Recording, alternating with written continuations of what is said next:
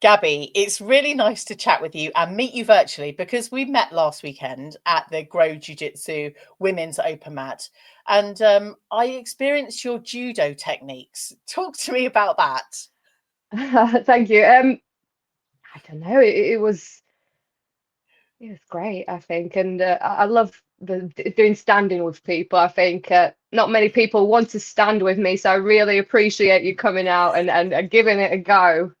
Despite, what the vibe I give out, I think I'm lovely. You might You disagree, but yeah, I really appreciate you coming out there, giving it a go with me. I hope no, you enjoyed it. I did. And I was a little bit wary because the open mat was set up with standing on one side down to, starting on knees on the other. And I was like, do I, don't I? There are a couple of purple belts in there, you being one of them. And I was like, okay, what have I got to lose? Um, not not not very much apart from, the submission attempts, but yeah, it was a good experience. I'm looking Yeah. forward to your contribution and your experience on ENYO 7. And it's really great to be able to chat with you today for the ENYO Submission Only Jiu Jitsu podcast and the ENYO 7 event at Central Hall in Southampton on Saturday, the 7th of June. This episode is sponsored by Chimp.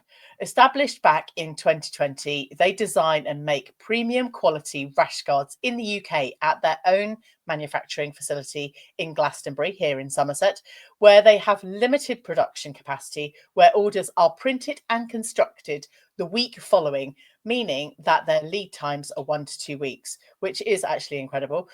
They don't only stand for UK manufacturing; they also heavily support BJJ and grappling community by sponsoring various athletes and shows like ENYO 7. Go and check out all the sponsors for ENYO 7 in the show notes.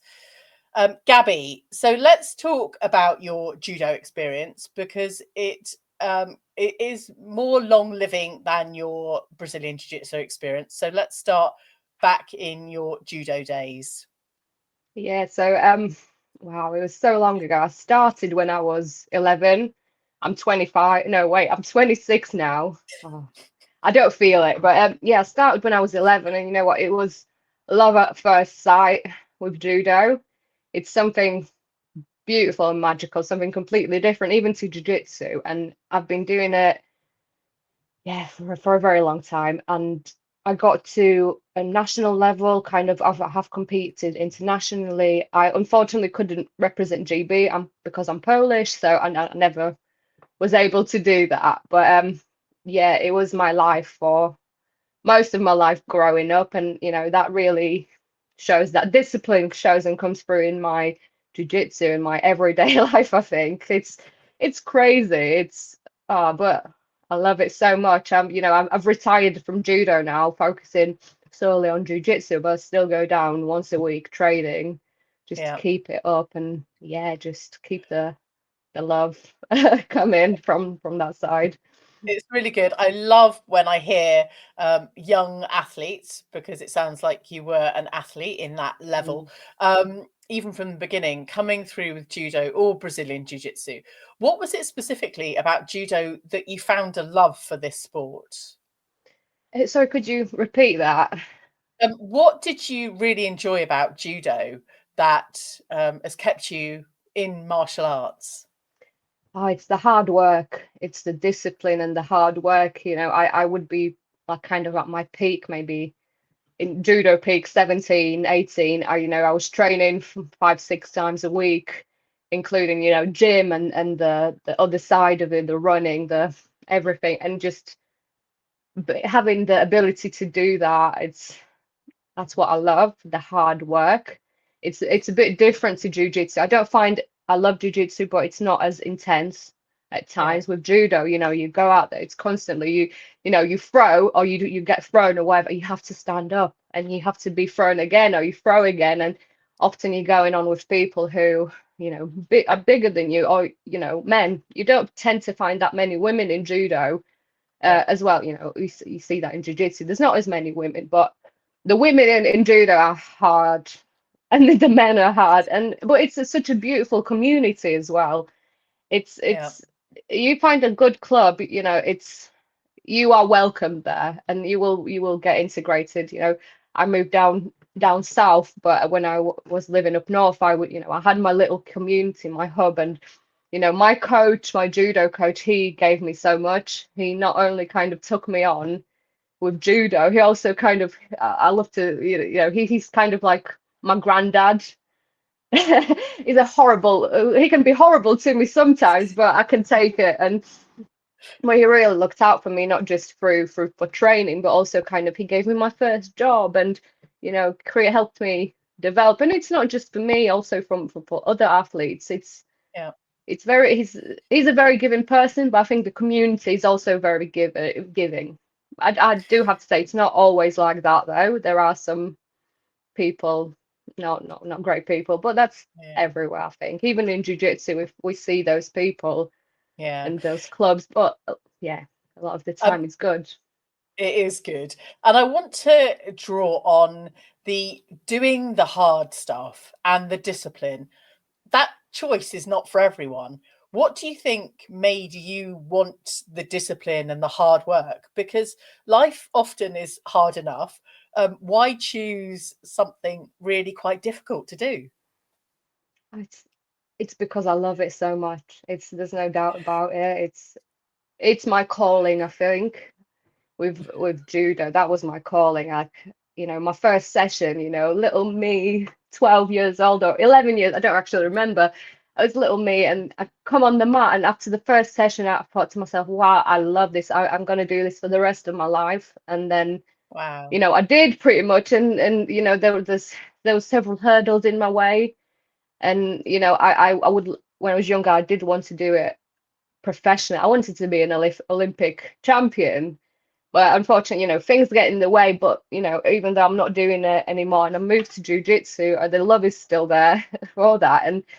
And having that knowledge and the skills and everything from judo and being able to Yeah. transfer it to jiu-jitsu, it's just amazing. It has really given me an edge, I think, not just with the techniques, but also with the intensity and all Yeah. that side of it, which I can see it in my opponent's eyes when they come out to me. I do Yeah. enjoy Okay. it, I have to say. Gabby, the look in my eyes when I approached you was utter fear because I kind of seeing your throws and going, "Oh, I'm just going to get thrown." I'm not in a position to throw anyone. I don't have that judo background. But when you do meet a competitor with that judo experience, you have to really base yourself and just hope and pray that you're not going flying. um Yeah, I, what? I do have to say, when I fought you, I always stated that to everyone I fight with. I will always take care of you, and I will always make sure you don't land too hard. I have to say this because a lot of people are scared to go out with me standing, but I always find you are much safer going on with a black belt like myself who will take care of you rather than Yeah. going out with someone who's a little bit, oh, might break your knee if they do something because that ego's there. But I Yeah. think you know what, you did great. It was I Yeah. remember you were trying to choke me standing. It was, sometimes I think you kind of forced me to throw you there because I had I to know. defend myself really. So I but, honestly felt like I was in a massive defense situation. But how do you deal with people that are come up with a more attacking approach to your jujitsu or even judo style? How do you deal with that?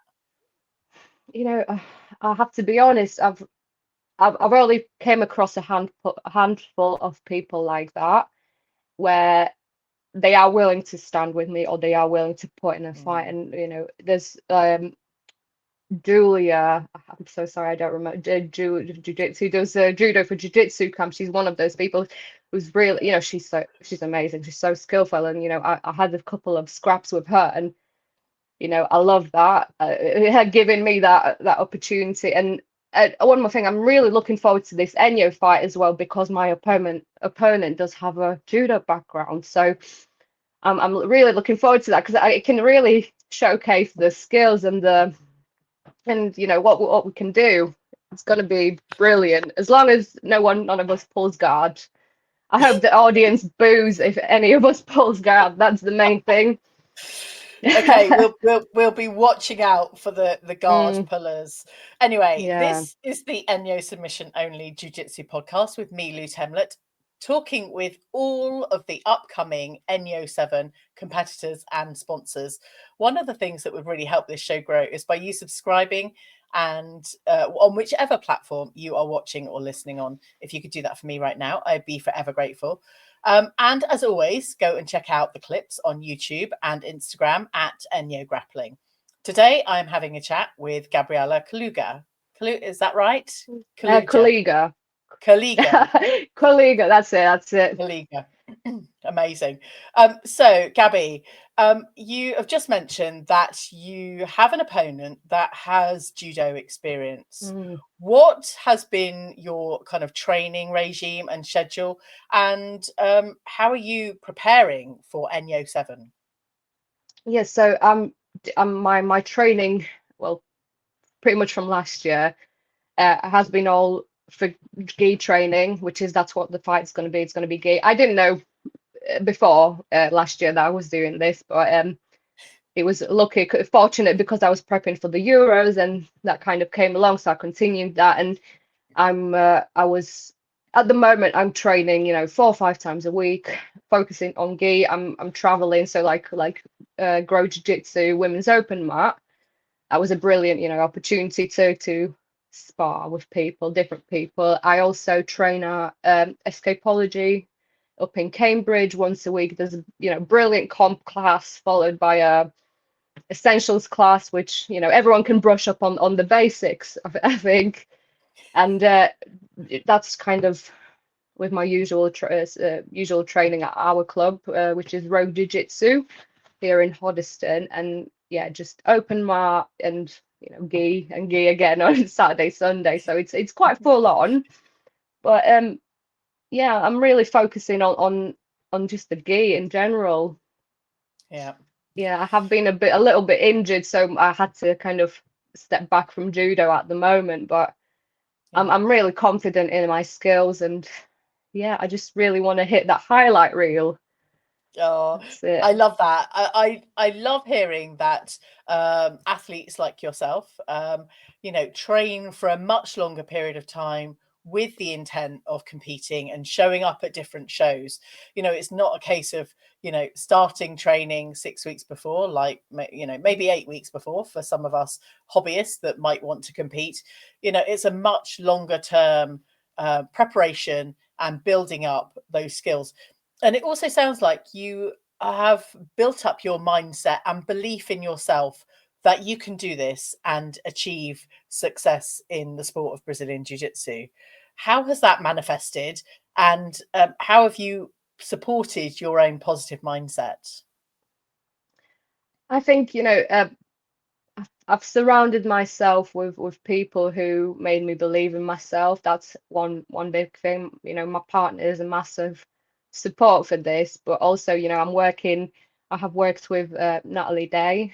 She's been coaching me and supporting me. She helped me get on board with a brilliant nutritionist and a brilliant osteopath who's helped me make this dream come more true, I think. And just having those people around you, and like amazing training partners and all that, I think in myself that belief is always there. I always knew I want to be a professional athlete. I want to be a professional competitor, whatever it is, judo, jiu-jitsu, that's the goal.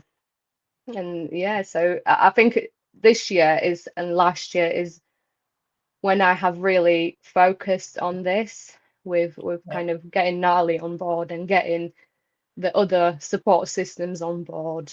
And Yeah. it's coming to life. Last year I've started competing at IBJJF and at GI.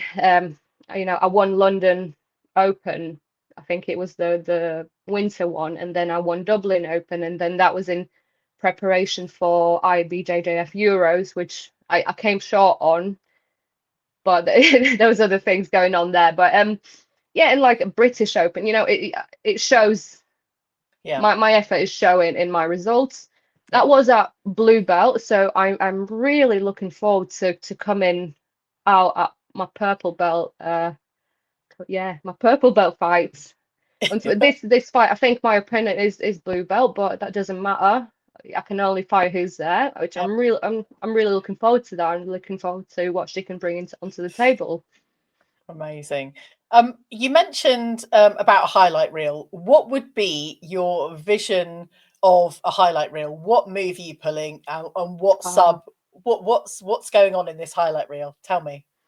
well, you might have not seen this, but a while back when I announced my IBJ, no, sorry, when I announced I'm doing ENYO, I did post, if I hit a suplex, I should get a free ENYO t-shirt from this ENYO 7. I'm really still counting. I can get if I hit that suplex, I want Yeah. that t-shirt, and you know what? I'll buy it myself if I have to. But that's the goal. Get a suplex, Okay. and yeah, we'll see. We'll see about the submissions.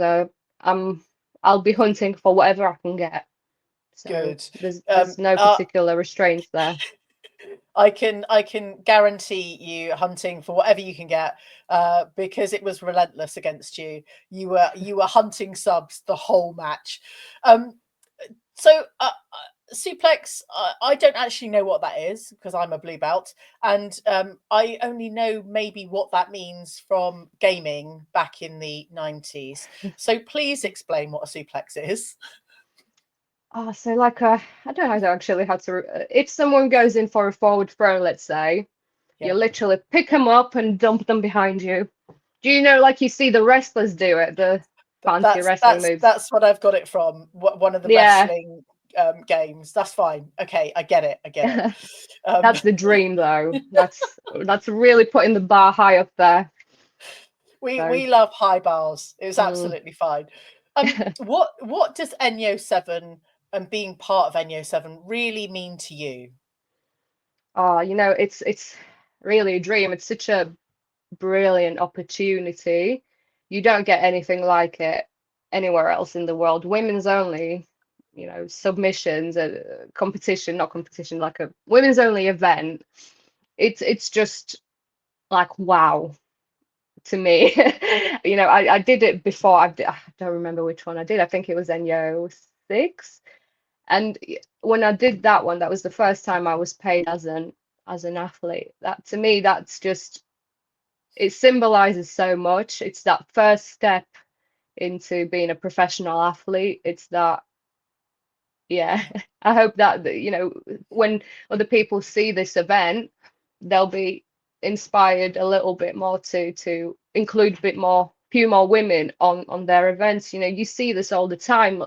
There's not that many women in any events really. Rarely do you get more than 3 matches or Yeah. 4 matches. I went to a MMA event and last one of our teammates were fighting and there was no women there. What is this? Yeah. That's Yeah. that's rubbish. It's so sad to see that because I think women can bring so much more into the into the sport. Yeah. And I feel like sometimes we're so underestimated, but it's sad. But you know what? For me, I love to when I see that we see some of the men, they might disregard you as a woman because you're a woman. What I Yeah. love to do is break the soul a little bit. And my hobby is, beating up the white belt men that have a massive ego. that's Gabby, that's Gabby, that's that is not our role as no, it's females not, with but coloured it's belts. pleasure. Okay, that's fine. I'll take It's that. I'll take pleasure. that. But no, like with Enyo, it's a unique opportunity which I'm really cherished. Like I'm Yeah. first time I did it, I didn't even do my first Enyo thing that I did was ENYO Contenders in Sardinia, which was a Yeah. complete fluke for me because we were going off to the Sardinia camp and my partner said, "Oh, look, there's this going on." And I was just there emailing them begging to allow me to fight because because I was still a blue belt and they were looking for higher belts because you had the likes of like Maggie Grindatti on there. And it's like, Yeah. whoa, you got this top level competitor. It's just an honor to be sharing the mat space with you, and fighting with you. It's even better. So I'm really grateful for Joe and all the ENYO team to creating this for all of us who are so keen and so serious, and even if we're not, love it. Yeah. No, I think everyone is on board. We are so appreciative of ENYO events and just want to see, the female sport and ENYO grow. Just continuously and just get bigger and better, because we've got the likes of you, Gabby, we've got various other athletes coming through, and even some of the younger ones. So I think it's an incredible opportunity, and we just want to keep growing the women's side of this sport. It's a joint effort, but growing and just seeing more incredible women coming through. Yeah, I mean the lineup for the main event it's brilliant. It's going to be such a good night. And you know what? Based on like the last ENYO show, like the atmosphere is amazing. It just makes you feel really, as a spectator, I'd feel like I want to fight. Do you know If what? I was, I was at ENYO 6, and I did, I really got fired up. I had that passion. So anyone that doesn't have their ticket, that wants to feel fired up about Brazilian Jiu-Jitsu, come and watch. If you've never experienced a show before, go and get your tickets, because it is an absolutely worthwhile event. And to watch Gabby here pulling off a suplex. absolutely. Oh my God. You know what? The pressure's on now. I have to do it. I'm gonna, I mean, Sorry, Gabby. Sorry, but not sorry. that's it. Oh, Amazing. Right. I will see you, if not before, on the 7th of June at Central Hall, ready for ENYO 7. Gabby, I wish you all the luck and all the success. Go and continue doing and building the great mindset and the great techniques that you already have. thank you so much. Thank you for having me. It was a pleasure. You are welcome. I hope you enjoyed this episode. Thank you for telling your friends about this show. And as soon as this episode ends, I'd really appreciate you dropping the show a rating and a review. Remember, you can go and get your ENYO 7 tickets from ENYO Grappling. Thanks again for listening. Catch you on the next episode of the ENYO Submission Only Jiu-Jitsu podcast.